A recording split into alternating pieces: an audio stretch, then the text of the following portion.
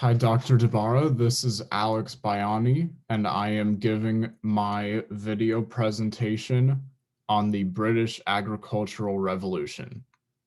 So let's get into it. The British Agricultural Revolution, in broadest terms, took place from 1700 to 1900 and would have major implications for much of Western Europe, wherein immense growth in agricultural productivity led to similarly immense growth in population. The latter was due to both longer survival rates and higher immigration rates. And although its impact on Britain in particular is difficult to overstate, the revolution's effects would eventually wear off by the end of the 19th century. So, causes and effects. In these 200 years, Britain's population grew over sixfold, and it tripled from 10 to over 30 million people just in the second half alone. This led to growth in all sectors of the economy, as well as greater aggregate demand, which forced agricultural practices to adapt even though production was more than sufficient. Certain changes made include improved water purification systems, the raising of more cattle and other livestock, and some farmers deciding to specialize specifically in the growth of fruits and vegetables. Notably, selective breeding became a regular practice to reduce the diversity of outward appearance in crops and livestock alike. This included inbreeding or the mating of close relatives. So over 6 million acres of land total were incorporated into larger farms in Britain between 1750 and 1850. And farming became the most common trade for adult men. Over 1 million adult men were employed in agriculture by 1831. This caused rural areas, population, and industry to ultimately crumble at this time period. So, technology. By the early 19th century, trains and railroads began to see development, and by 1852, over 6,600 miles of rail had been built in Britain. This would reduce shipping costs by over 2/3 within just a few years, and by over 95% in the longer term, notably, allowing agriculture to become much more of a national market in Britain rather than simply a trade that offered merely subsistence wages. Even perishable goods such as milk and meat could be transported to major urban centers such as London, which attracted population growth and exacerbated the aforementioned effects of urbanization.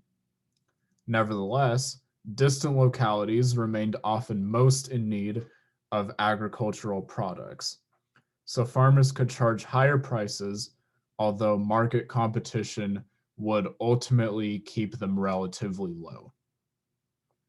Better transportation infrastructure and other technological innovations came about out of necessity, which, again, would help other sectors of the British economy, most notably banking, energy, and manufacturing. Cotton cultivation was also made much more efficient, and it became fashionable and affordable even for the lower class.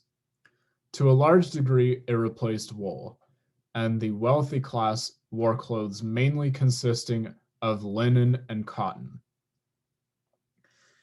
The importation of cotton to Britain, mostly from the southern United States due to slavery, increased over 50 times to nearly 600 million pounds annually between 1790 and 1850.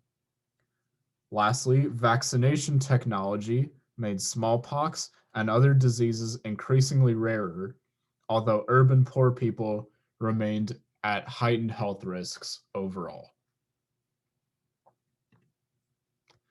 So other aspects of life include the economy, and the British government generally took a backseat in the formation of economic policy. It supported a free market system, and it had done away with all tariffs and tolls of any kind. Enclosure rights were established in the 1820s to protect private personal ownership of agricultural land, when previously much of it had been owned either by members of the aristocracy or the Catholic Church. This allowed the non-wealthy people of Britain to get greater access to education and encouraged them to become more religiously inclined, or at least spiritual. However, due to the ongoing effects of urbanization and the divide between urban and rural, the wages of agricultural workers began to decline, and they struggled to hold on to long-term employment. Although more workers owned the land on which they worked, this did not necessarily mean that they were well off, as their land might not have been very plentiful or very high quality.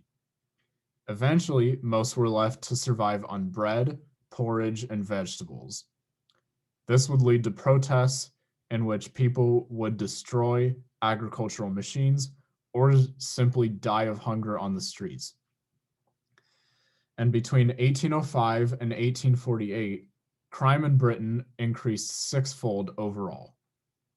This caused hundreds of thousands of British residents to emigrate elsewhere, such as to the United States or to other surrounding countries in Europe, and it exacerbated the need for children to help their parents with the agricultural process, as they had long done, such as to scare away birds, to collect harvests, and to care for livestock. So working conditions. Due to the greatly increased production of cotton that I mentioned, more children were put to work in cotton mills in which they worked 12-hour days with merely a 2-hour break in the interim. From 5 a.m. to 7 p.m. were their days. The conditions of these factories were often poor, as the workers stood around in rooms without air conditioning, and few objects were seldom, if ever, cleaned, or surfaces. Due to immense political pressure on the part of the British people, the Factory Acts of 1802 were passed by Parliament and became law. They notably provided a basic education in reading, writing, and arithmetic to apprentices, with Christian worship classes being held every Sunday. Each apprentice was also given 2 suits of work clothes. Further laws were passed 3 decades later, in 1833, to entirely ban any labor by children under the age of 9, and also limiting older minors to 8 hours of work per day maximum. Conclusion? So due to these often unsafe working conditions and the environmental pollution and sewage that resulted from it, both of which affected agriculture heavily, roughly a third of the British population died of contagious disease between the years of 1848 and 1872. This led to the creation of a modest social safety net and also inspired the rise of certain economic philosophers such as Karl Marx. More broadly, calls for state-sponsored reform from both state officials and middle-class British workers became widespread. Some, such as Marx, protested the capitalist system itself. Despite these setbacks, however, overall agricultural production in Britain would grow over 2.7 times from 1700 to 1870. And in terms of bushels yielded per acre, wheat, oats, peas, and other beans would see increases of 20 to 30%. whereas barley would see an increase of 17%, and rye would see an increase by 9%. A series of bad harvests in the late 19th century due to humid summer conditions would hurt grain crops in particular, while cattle suffered from an epidemic of foot and mouth disease. This would not prevent the development of new refrigeration technologies, which allowed Argentina, Australia, and New Zealand to export corned beef and wool to Britain. And by 1900, half of Britain's meat came solely from imports. And then there is my bibliography. And as far as I'm concerned, that is the end. So thank you so much, and I will see you tomorrow. All right, bye-bye.